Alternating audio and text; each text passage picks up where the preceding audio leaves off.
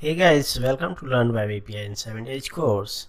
In this video, I am going to talk about the CRUD operations and basically doing CRUD operations using ASP.NET Web API application.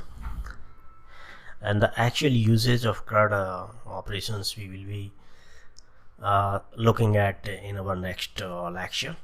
So in this video, let's talk about what are the CRUD operations. Well, CRUD stands for create, read, update and delete, and these methods can be directly mapped to some of the web API method types. Create can be mapped with the post, read can be mapped with get, and update can be mapped with put, and delete can be mapped with delete. So these methods here, post, get, put and delete, these are API method types.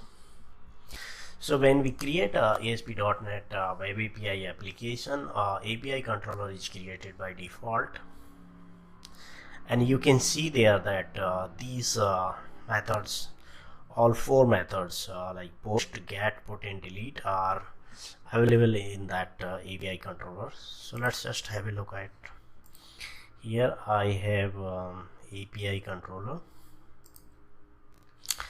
and inside this controller you can see here I have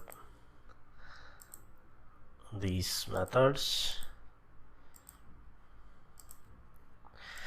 Here in this controller, actually I have overloaded couple of methods, but you can see here these are the four method types which are available, which are actually equal to read, create, update and delete.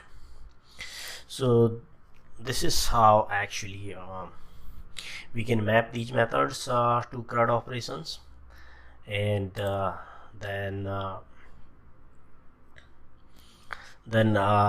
let's talk a little bit about how we can use these API method type along with CRUD.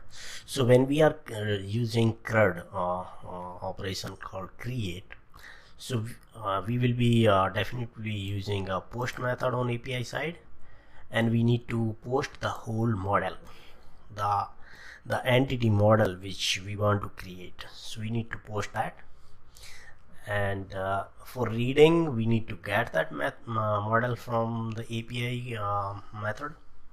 For update we have two options: either we can pass a complete model, entity model, or just pass the primary key, the record key basically of the record. And the same thing we can do with the delete also. We can either pass the complete model which we want to delete, entity model basically, or just the primary key of that record. So this is how basically CRUD operations can be done with the web API, and how these methods can be, these operations can be mapped to the API method types.